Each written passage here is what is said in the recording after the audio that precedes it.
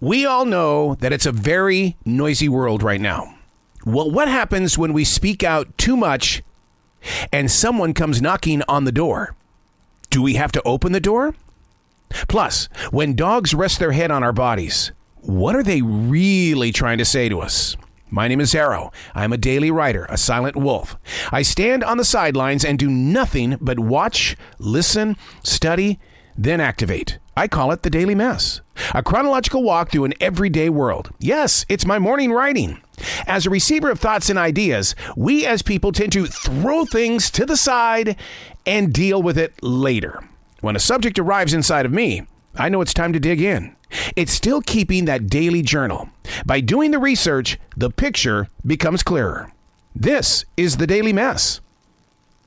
Observation number 69.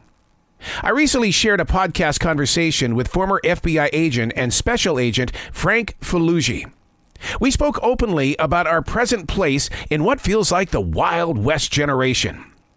Frank explained that yes, we are being listened to, and what we are saying may lead to what he calls a knock and talk, meaning authorities will visit your private residence. This brought me to a very important question. Is it illegal to not answer your door if the authorities are knocking and they want to start talking? The law states you don't have to speak with them. If that's the case, they have the full right to get a search warrant. If you allow them inside without a warrant, you've just waived your Fourth Amendment rights, which according to the Constitution protects people from unreasonable searches and seizures by the U.S. government. What are you really saying in public or on social media? Is Google listening? What about Alexa or Siri? There's a lot of emotional things that are currently taking place right now. Will it lead to the infamous knock and talk? Be aware. Or as my mother once said, watch your P's and Q's. Coming up next, when our dogs place their head on our body parts, what are they really trying to say? Welcome back to the Daily Mess. Observation number 70. I'm a huge lover of dogs. In my 32 years with my wife, Lee, we've rescued 9 beautiful fuzzy children, each of them having their own personality. Our current fuzzy child is a 9-year-old pointer that truly loves to love us.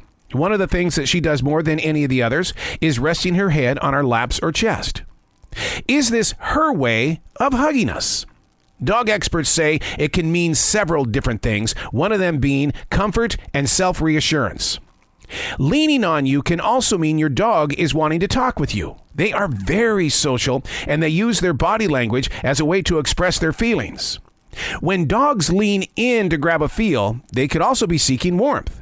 With it being 58 degrees last night, oh yeah, my little girl was all over me, which I was okay with. But the dog trainer doesn't like to hear things like that because she is so codependent, and this is the reason why she freaks out when it's time to leave.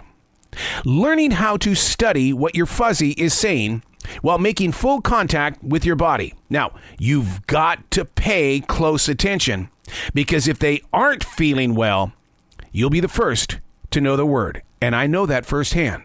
When Woji leaned on me one morning, and it was in a way that I had never felt before, we later learned he had zinc poisoning because dogs will eat anything off the floor, and he swallowed a penny.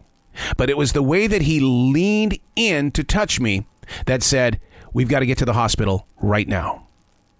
I'm Arroe, and that's the Daily Mess.